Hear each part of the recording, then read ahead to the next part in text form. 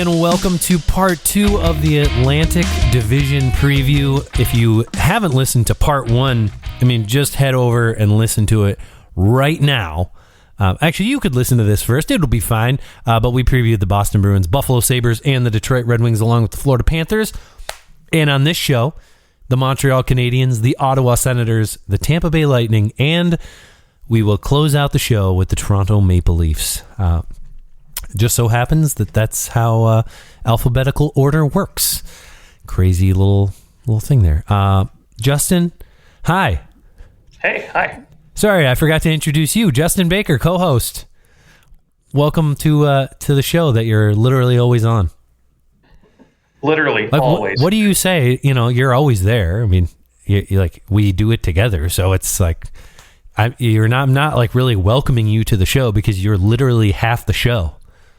Thank you. This show would be garbage without you. So I would be, talking, and then I'd ask a question and I go, oh shit, I got to answer that question myself. Oh, I should have probably done a little more research. Okay. All right. So we'll jump right in to previewing the rest of this division because it is 6 p.m. on Wednesday.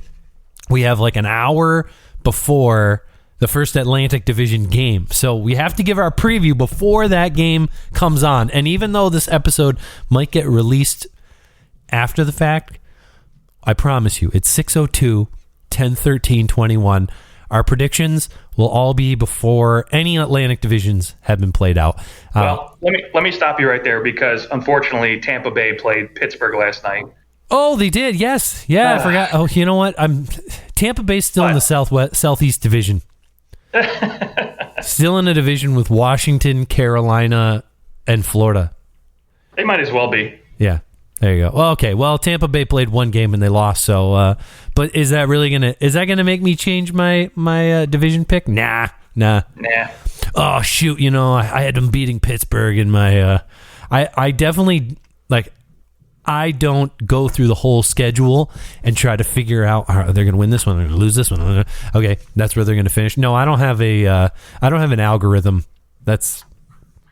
I sometimes look at other people's algorithms and laugh, but I don't have an algorithm. There you go. If they could predict, like they're like, oh yeah, my algorithm were only an average of 8 points off per team. I'm like, oh, wow. So over 31, in the past 31 teams, you were only off by an average of 8 points.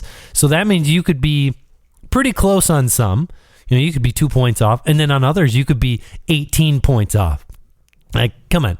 Nah, I'm good. I can get pretty darn close too, just going down a list and knowing who's good. Like, I don't need an algorithm necessarily, although it is fun. But I think we can all use our brains. If you watch enough hockey and you've been watching it for a long time, you can use your brain. But also, not saying that statistics are bad. I love advanced stats, but I don't think that those advanced statistics point you to knowing when one of these teams just comes out of nowhere and makes the playoffs. Like, it happens all the time. A team that no one expects to make the playoffs just sneaks in, and no amount of algorithms can account for, life. Yeah, who would have guessed Montreal would have been in the finals last year with an algorithm? Yeah, right? Absolutely not. Absolutely not. Now there were people that said that they could win the division in that North. Sure. But I suppose if you believed that they could win the division in the regular season, that some people could have them winning a round, maybe two, but I don't think anyone had them beating Vegas. Anyways, I know there's the Carey Price factor, but okay, let's dive in to the Carey Price factor and the Montreal Canadiens, who Carey Price isn't even going to be playing. He enters the NHLPA player assistant.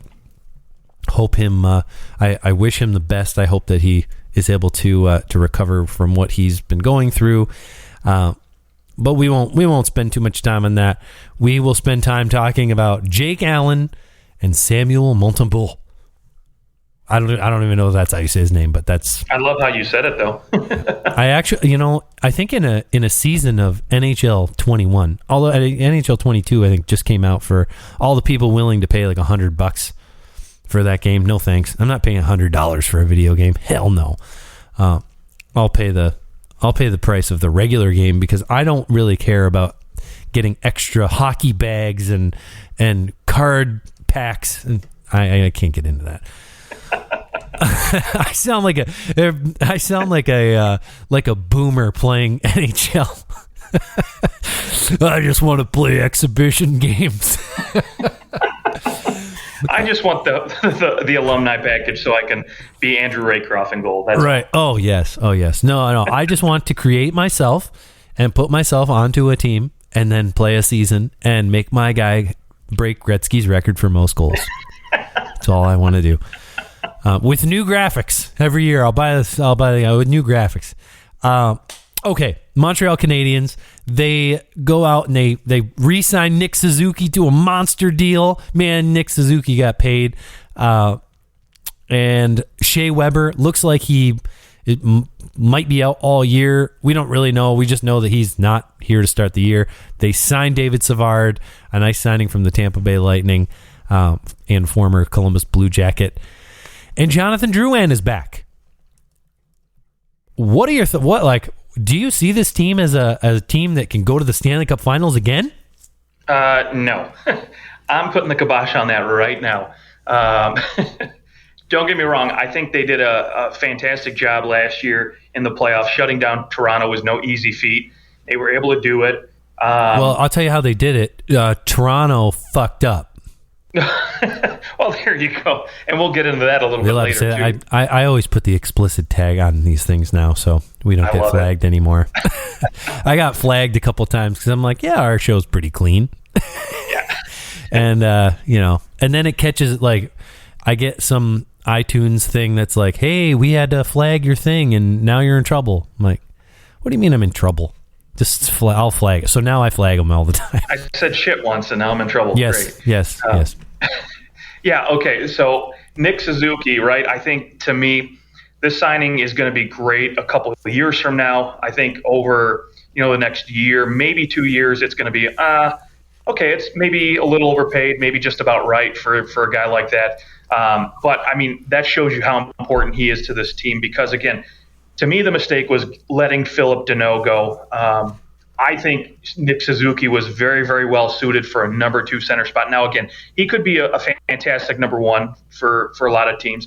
I still think he's capable of playing minutes. He's improved his defensive game, I think, on both sides of the puck. He plays pretty well. He's not – I mean, I've heard comparisons to Patrice Bergeron in the past. I'm not sure if I buy that yet. But, again, I think he's capable of playing two-way hockey. But when you look beyond Nick Suzuki, right, they don't really have anybody, to me.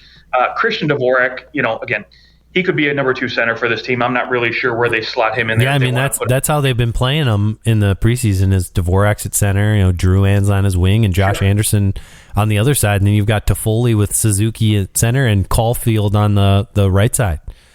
Yeah, Suzuki and Caulfield are going to be a lot of fun to watch. And I know Caulfield's, already pegged as, the potential colder winner for this season, him or Spencer Knight perhaps. But, again, I think Philip Deneau, what he was able to bring to the ice every single night between him and Josh Anderson, just that ability to shut down teams' top lines, I think is going to be sorely missed for a team that now their identity is sort of shifting a little bit, to a little bit more flash than it was, maybe, grit and substance when you had a guy like Shea Weber, Philip Deneau, Josh Anderson were your staples up front, Brendan Gallagher, again, another guy who was a great shutdown winger for this team, kind of a poor man's Mark Stone. But, again, between, losing Philip Deneau, Shea Weber for the year, Carey Price potentially being out for an unknown length of time, I think this team is going to struggle, and having to rely on guys like Nick Suzuki to carry the team are going to be all right, but I think they're just going to have trouble keeping their heads above water in this division. Yeah, when you consider who those, like Nick Suzuki and Christian Dvorak, which I do like Christian Dvorak, but you consider the centers they're going to play up against. I mean, Patrice Bergeron, you've got, even a Dylan Larkin, Alex Barkov, Tavares. I mean, yep, Tavares, Matthews, Stamkos. There's a Braden Point. Like there are really good centers in this division, and you will drown if you're not in a good spot. Now, with that said, if Drouin, which the way he's looked in the preseason, he looks like he's ready to roll. Like maybe we start to see the Drouin that was drafted third overall by the Tampa Bay Lightning by Steve Yzerman. Maybe we see that Drouin. If he can be a 50-point guy again, we're looking at a pretty interesting Canadian team, because up front, they don't have the center depth that you love, and maybe some of that is just because Christian Dvorak played for the Arizona Coyotes, doesn't get a lot of exposure, and now he's in a role where he's going to get a ton of exposure, and maybe he is he ends up being a little better than expected. Nick Suzuki, if he can take another step, which, to be honest, every time he's been given an opportunity to take a step, he does it. So, is there a chance here that he does step into a full-time number one center role and looks great doing it, puts up 60 points? I think you'd be in a great spot. Cole Caulfield is a favorite for the Calder. He's going to score goals.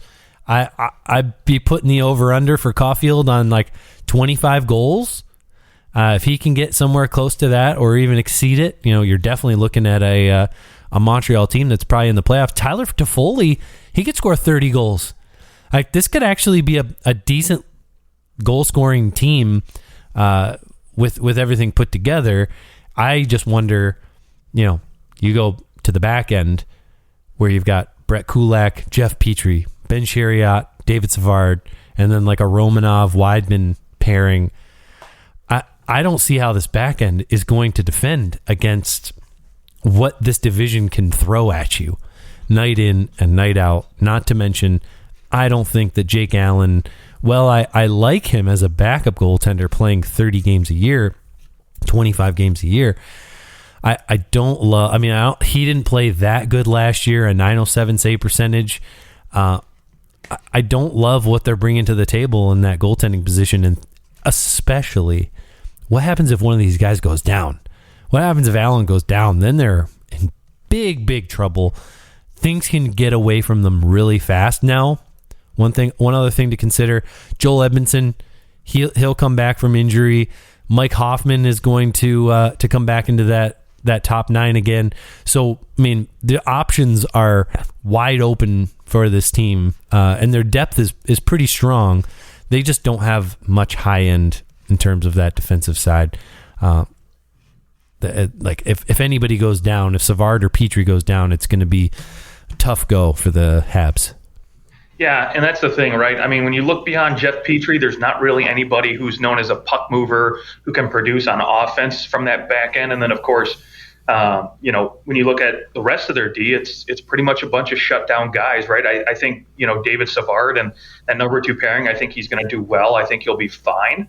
But is it enough to get it done, right? And I'm with you there, too, when you talk about Jake Allen and net. I love him for 30, 35 games, but any more than that, I start to worry a little bit. And Sam Montembeault, he looked fine in small burst doses in Florida, but he's not a backup. I think he's number really three. He's a number three. That's what he is, and I think that's what he's his identity sort of was when he was with Florida, and it worked out well.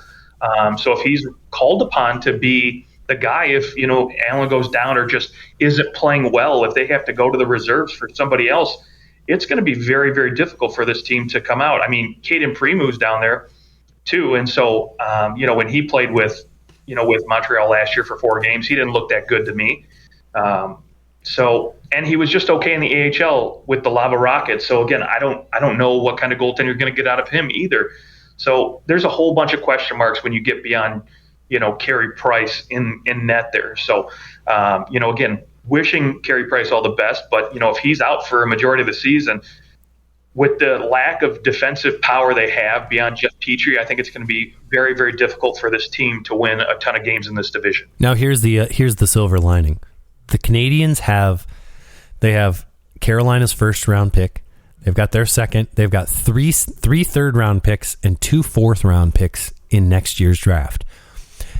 If Shea Weber, if it's determined like, yeah, he's going to miss the year, or Carey Price is going to miss the year, like if something like that is determined, you better believe they're going to use some of those picks to go and acquire something, because then they'll have a lot of cap space open up because of the LTIR. And I think that once you consider that, I think there is a strong possibility, if they go out and they acquire a goaltender, suddenly things can change. If they go out and they acquire a UFA defenseman, things could look a little bit different. So I don't think that the team that we're looking at right now is even close to the team that will be for a playoff push. I think that they'll acquire some significant talent at some point during the season.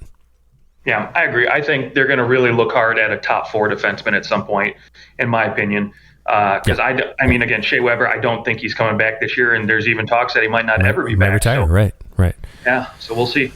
Okay, well, Montreal Canadiens. Now, one little slide in there, a secret guy down the lineup. I love Matthew Perreault. He had a really nice season for the Jets last year. He put up 9 goals in 56 games, like 19 points. He probably, he would have been like a 30-point guy. He signs at basically a league minimum, like $950,000. I think Matthew Perreault, he could definitely move up in the lineup, but he is a great fourth line type of player. I really like Matthew Perreault coming in there, and you talk about how Montreal's identity is like that good defensive, like hard-nosed type of hockey energy.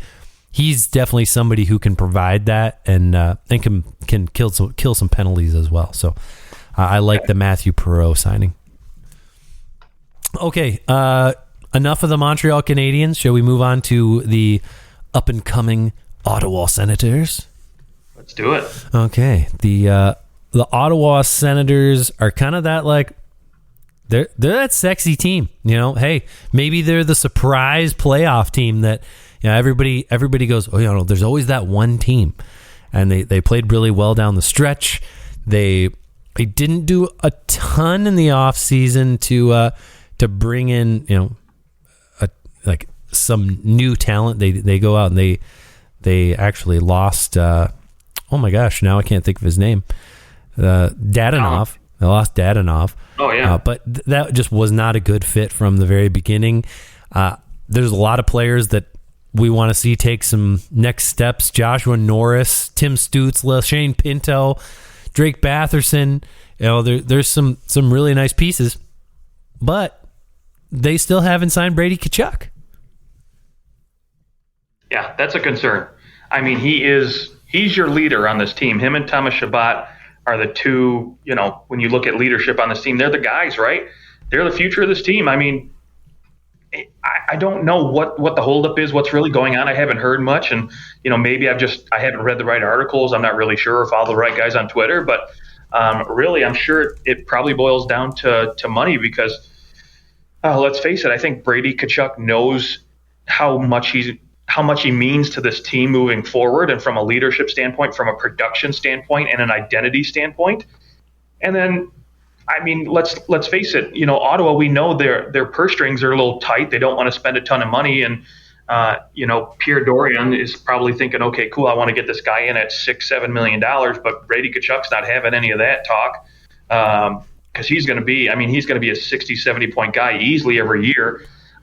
Along with all the intangibles this guy brings to the team, he's worth far more than $6 million in my book. But especially they want to sign him to a 7 or 8 year deal is what they're trying to get him to. There's no way you're paying him $6 million a year. No way. Right, exactly. If you want him to sign an 8-year deal, he's probably signing for close to 9. Yeah, absolutely. I would not. That would not surprise me, but I think long term this team is really taking a hard look at, guys like Tim Stützle, Shane Pinto, who are going to need new contracts eventually, right. And those are the other Josh guys. Norris, right? Yeah, those are other guys that are supposed to be the future of this team, and so I think they're playing it very, very carefully because they don't want to get themselves in a cap situation where they've got to overpay people to keep them, and then they end up screwing themselves 3-4 years from now. Sure. Yeah, hopefully Brady Tkachuk signs before we get too deep into this season, but he obviously isn't having any problem holding out. Yeah, what was it? Kyle Turris with the Arizona Coyotes missed the whole entire season by holding out. Yeah. You have to sign by December 1st, and he didn't do it. So I don't know. I guess that December 1st is still that date. Some of those dates have adjusted a little, but that probably is still the case now. Now that we're kind of back on a somewhat normal schedule. The Ottawa Senators. I mean, to me, this is just. I don't see this as a playoff team, but I see them as taking a nice step forward. Like, I think that they'll, even if Brady Tkachuk is gone for a little while, I don't think that that's going to make or break them for being a playoff team or not. I still look at this defense outside of Shabbat. I mean, Nikita Zaitsev is like a number 5 defenseman. They just don't. I like Eric Brandstrom. I think he'll start to take more steps forward. Had a decent year last year for Ottawa, but I think defensively they're just still so weak that is ultimately their downfall. Not to mention, is Matt Murray good anymore? Like, is he good or is he not? The goaltending is likely to be maybe a little better than last year, but when you look at the defense, you kind of understand why he had such a poor year. Yeah, and I think if this team wants to be anywhere close to a playoff team, Matt Murray's got to be the Matt Murray of old, right? That took Pittsburgh to a Stanley Cup and drove that net. And so, but again, that Pittsburgh team did it with a bunch of 5 and 6 defensemen, but this is a different forward group we're talking about here. So they don't have that Sidney Crosby or Evgeny Malkin to carry them up front. So obviously, again, Matt Murray, I think he's going to continue to struggle. I don't think he's going to be as terrible as he was last year, but ultimately, I don't think he's good enough to really catapult this team into a playoff spot. Yeah, no, I don't think there's anything that this team's going to do in this division to get them over the top at this point. Like, I think that Tampa Bay and Toronto are securely locked in the playoffs. Florida as well. I mean, there's your top 3. Now, they don't necessarily finish 1, 2, 3, but they're all in the playoffs. The Bruins probably also in the playoffs, and it's going to be tough to keep Montreal even out of the playoffs.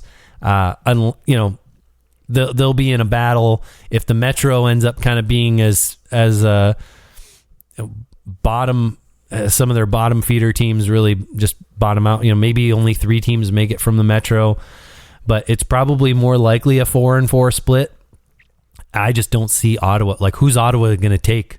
Montreal, Boston, Florida? Like, do we see them overtaking any of those teams? I don't think so. No, those teams have to have just epic collapses, yes, in my opinion, to, barring horrendous injury problems, I don't see it happening. So exactly. Okay, let's move on to the defending Stanley Cup champions of the last 2 years, the Tampa Bay Lightning. This team is pretty much the same outside of an entire third line being gone that helped them win 2 cups. Yeah, boy, you wonder what kind of effect that's going to have on this team now, because now you can't go out and you can't roll 3-4 lines every single night. Now you maybe have got 3 lines you can roll and hope that, your 4th can chip in every now and again. I mean, well, they've got the secret weapon in Corey Perry. Apparently so. My goodness, that guy seems to be he does all right. I mean, but you know what? Hey, if anything is like his last 2 seasons, Tampa Bay will at least make the Stanley Cup final and then lose. So, oh geez, yeah. Which 3 Stanley Cup finals in a row is unbelievable. Right. If they were able to do that. I think just a full season of Nikita Kucherov, that in and of itself is going to more than make up for what the Lightning. The Lightning didn't have their best regular season last year. There was no point where you were like, oh, the Lightning might miss the playoffs. But they definitely, they weren't the powerhouse regular season team that they had been in the past. They finished third in that Central Division. They were not even close to missing the playoffs by any means, but not a dominant, absolutely dominant regular season. And some of that was because, hey, guess what? They were without their best player all year long. And then Kucherov comes in for the playoffs, and what does he do?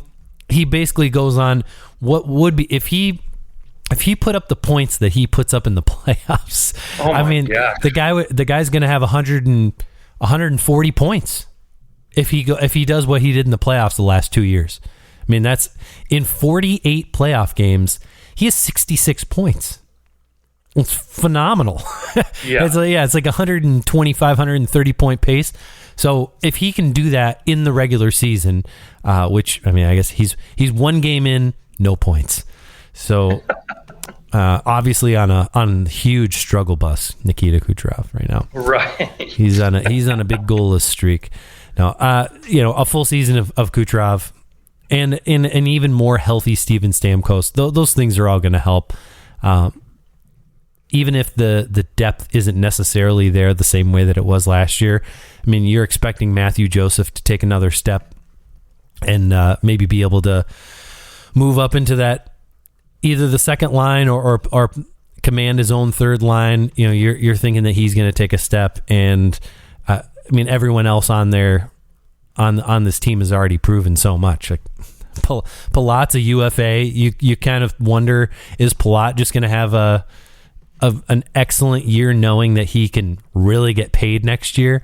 That's usually contract years are some big money, big point productions for certain players, and I would expect Palat to have a really good year. Yeah, I mean, looking at their cap situation next year, it doesn't look like they have the money to sign Palat or give him a raise or anything close to that, especially with Braden Point's extension kicking in next year. Now, the guy that I look at to really take the next step forward is Anthony Cirelli. He centers that second line with Killorn and Stamkos, and he looked, again, last night against Pittsburgh, even though in a losing effort, he looked really good. To me, he's going to be the guy, I think, that if this team wants to still be competitive, he's going to have to take another step. And it's funny because John Cooper, he's coaching Canada for the Olympics, right, and he's already talking about maybe giving one of those roster spots to Anthony Cirelli because that's how much he really likes his game. And considering the amount of talent that the Canadiens have at the forward position, that speaks volumes. Heck yeah. Well, he is on pace for an 82-goal season, 82 assists, so 164 points. Sure, okay. Connor McDavid 2.0. Right. No, yeah, I totally agree. I mean, and that is when you win, someone else needs to step up because you're going to lose guys, and that'll be the case. But fortunately for them, they still have Victor Hedman, Ryan McDonough, Mikhail Sergachev, and most importantly, Andrei Vasilevsky. Like, you've got the best goalie in the world. You're going to be good. It would surprise me if the Lightning didn't finish in the top 3 of this division. I'd be shocked. Victor Hedman, I mean, last year plays the entire season with a broken foot, from what I understand, and still managed to put up 45 points. So now he's healthy. What kind of Victor Hedman are we going to get now? We're going to get just the beast, in my opinion. So he's going to put all those $9 million defensive contracts that got signed this year to shame if I had anything to say about it. All right. I love it. Yeah, Tampa Bay Lightning, they're going to be good. I know. It's controversial. Tampa Bay Lightning are going to bold. Just bold. Be very good. Okay, let's the last team in the Atlantic Division, the team that I've been waiting so patiently to preview, the Toronto Maple Leafs. This is going to be a year for the Leafs. It's going to be one of those years where, expectations are high, and if hopefully things are different. that's about, I think this is the year of skepticism for Leafs fans. I mean, the Leafs were bad for a long time, and they got some really good players, and everyone was willing to be patient while those players developed. And now watching them lose in the first round, or like, in the bubble, not even in the in the preliminary round. Now myself and a lot of other Leafs fans have kind of had it. Like this needs to be the put up or shut up year. And, big expectations for Marner and Matthews. We know what we're going to get in the regular season, and it's all going to come down to the playoffs. Yes, you have to get to the regular season. This team is way too good to miss the playoffs. If they miss the playoffs, it's because everyone gets hurt. Like everyone goes down, and there's just nothing you can do about it. But this team is good enough to take the division. I think. Them and Tampa Bay, they're the two best teams in this division, and it'll be a dogfight for who takes top spot. I think, of course, having a healthy John Tavares, that's going to be a big improvement in the playoffs. But at that point, I can't predict what's going to happen in April.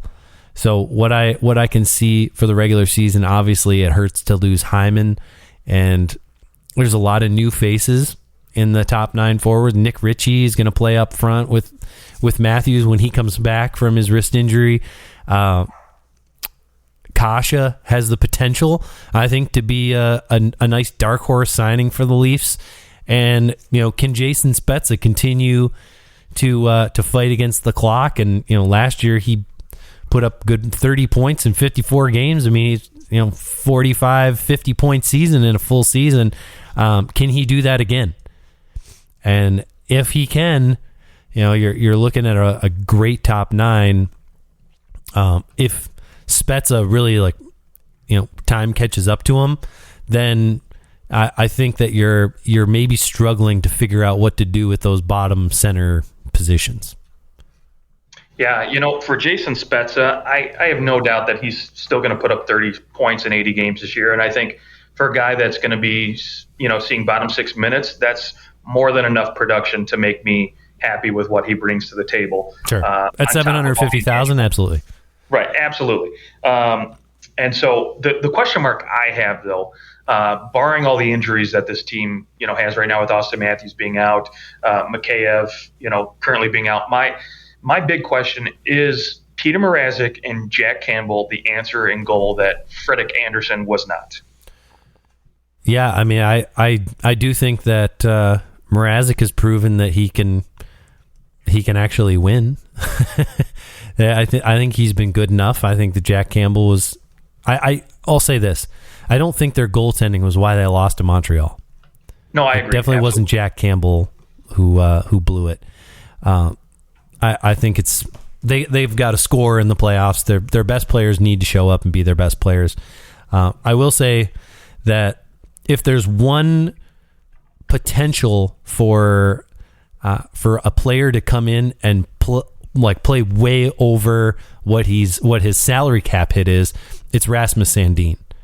Like, if Rasmus Sandin can play the way that he's a first round pick, play the way that the Leafs expect that he will pan out to be, I think you're looking at there's a top 4 defenseman that is making on his ELC, and it would be I think what's going to happen if Sandin can have a really good season, and let's say he puts himself in a position where he is in the top 4 and he has a big year, I think that it's going to make the Morgan Rielly situation very difficult, because you're going to have to re-sign Morgan Rielly. He's a UFA, and then you also are going to have to re-sign Sandin at the same time.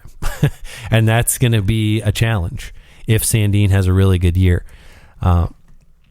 So that's where the Leafs sit. It's the regular season it's going to be fun. I think Austin Matthews is going to push for 60 goals. Wow. Okay. Over under on 60. What do we think?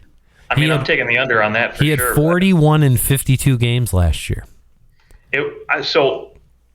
Injury aside, right? Assuming he's healthy and back to normal when he returns, 50 goals would not shock me. He scored 41 goals with like a bum wrist. He hurt that wrist like 8 games into the year.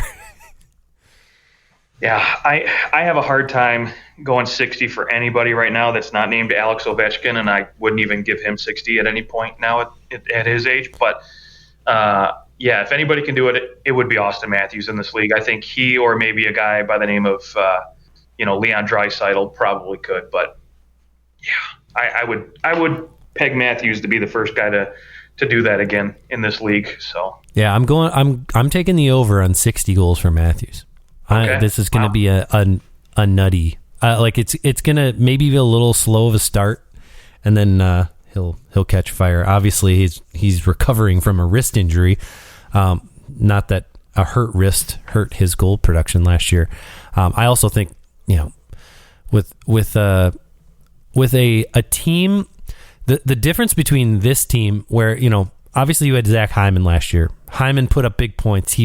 He was able to do some of the things that like a quote unquote superstar maybe isn't willing to do.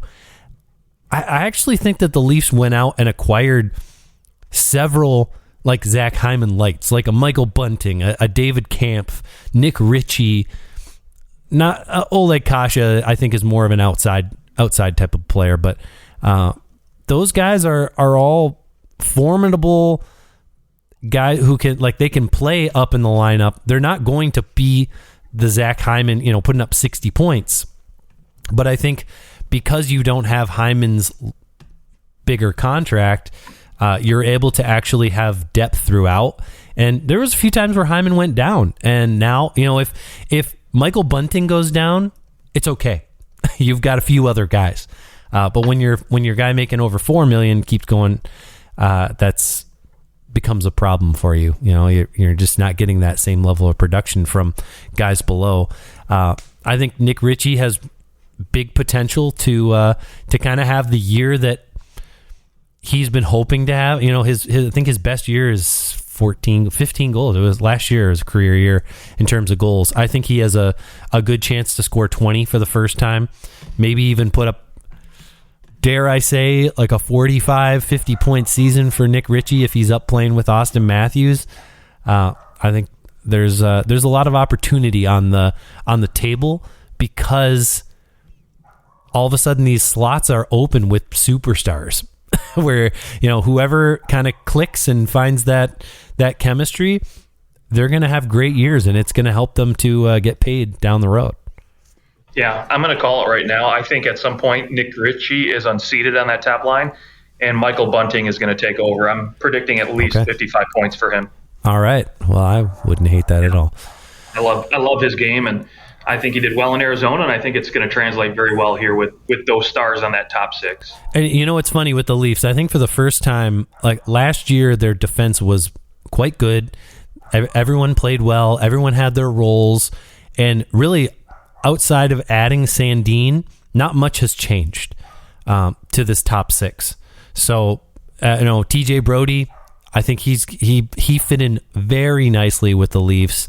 Morgan Riley in a contract year, you got to think that he's going to be on point. Like I'm sure he wants to get paid. And Jake Muzzin is just the sign of consistency. And Justin Hall, I mean, the Leafs decided to protect Hall instead of Jared McCann, so he's going to have to prove that was the right decision. I think that they have decent depth defensively with Timothy Liljegren also, but if they get hit a couple times defensively, there's not a whole lot left after that, and that would be maybe the one concern that I have. Is what do you have behind some of these guys if there were an injury? So right at the forward position though, there's plenty there. You're obviously relying on your high end guys. It's like any team though. What team could sustain 3 injuries at a position and not be blasted and not be in a tough spot? So all right, Justin, I think it's time for our playoff predictions for the Atlantic Division. Oh joy. Who do you have finishing in last place? Buffalo or Detroit? I think that's easy. I think that's Buffalo. Yeah. I'm going Buffalo, Detroit for my 2 bottom teams. Okay. Yeah. I mean, I'm right there with you. I think Detroit obviously is going to finish second worst in this division. Unfortunately, I just don't think they've got enough to really get over that hump this year. I think they're going to improve a little bit, but ultimately, I think that the teams in front of them are just a little bit too good. Yeah, yeah. I am going to be. I'm going to be like, I got to have one like a little ballsy pick here. So I'm going to say that the Boston Bruins finish behind the Ottawa Senators. Ooh. So I'm going Buffalo, Detroit, Boston, Ottawa. Who do you have in your 6 in your your 6 in your 5 spot? Yeah, I'm going to play it a little safer. Probably going to go Ottawa at 6, Montreal at 5 right now. Okay. Yep. I'm going to go Montreal at 4, and then I think this is the hard spot, because now once you've got Tampa, Toronto, Florida, it's kind of a crapshoot in terms of the regular season. I kind of want to lean towards like another Tampa, Florida first round again. So I just don't think I can. I think that the Florida Panthers are going to win this division. I absolutely agree. I'm glad you picked that, because that's where I'm at too. It's only the goaltending. The goaltending would concern me if Spencer Knight, he's still a young guy, really young guy. It's not too often that a 20-year-old, 21-year-old has plays a full phenomenal regular season. So that would be my one concern there. But I think I would go Florida, Tampa, Toronto for my 1, 2, 3. Okay, yeah, I absolutely. I'll flip Toronto and Tampa. I'll give Tampa the 3rd spot, and I'm going to give Toronto the number 2. All right. And Boston at number 4. But for me, the X factor with Florida finishing number 1 is Joel Quenneville. I think he takes home the Jack Adams and is Coach of the Year. Okay, I love it. I would actually love more if the Leafs finish first, but it usually never pans out exactly the way you see it. But I think there is a chance here that Florida, Tampa, and Toronto all finish with over 100 points. Yep, I could see it. I think that's likely. All right, well, that is our Atlantic Division preview. If you want to go back and listen to every single division preview, there's a part 1 and a part 2 for them all. Subscribe to the show, hit the little button wherever you listen, and you can also find us on Twitter at OT Hockey Talk. We hope that you have a blast enjoying the first week of the regular season. We will be back to talk about everything that's going on, and hopefully some of the a Brady Tkachuk signing maybe, and we will keep you abreast to all the things going on in the National Hockey League. Until then, enjoy the games, and we'll talk to you soon.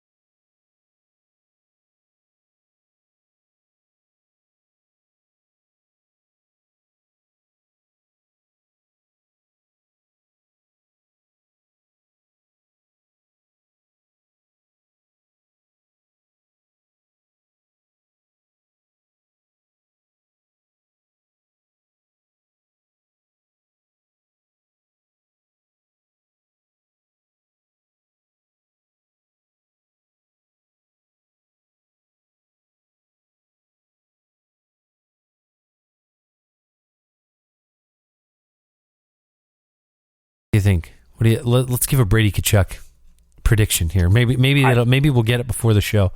Are we thinking $7 million? $8 million? I think he's gonna get Pettersson money, I think, is what he's gonna get. 3 years, $7 million bucks. I'm wondering if he gets $8 million bucks, because you know why? Because the GM, of Ottawa comes out, Pierre Dorian, and he says, we're no longer in a rebuild. And Brady Tkachuk's got to go, bro, if you don't give me my money, you're going to be like a rebuilding team. So you better pay me. I mean, they have the cap space to do it. It's not like their most expensive forward is Drake Batherson, under $5 million. So it's not as if they can't afford to pay him. And frankly, I don't think, at least under the NHL cap, maybe there's an internal cap that we don't know about. But I mean, you're just not going to pay him more than Shabbat. Probably if you pay him $8 million, it's $8 million solid, just like Shabbat. But we shall see, won't we? Can't wait. All right. Well, that is our show. You can find us on Twitter at OT Hockey Talk. Let us know what you thought, and we will get with you soon. Have a good rest of your day.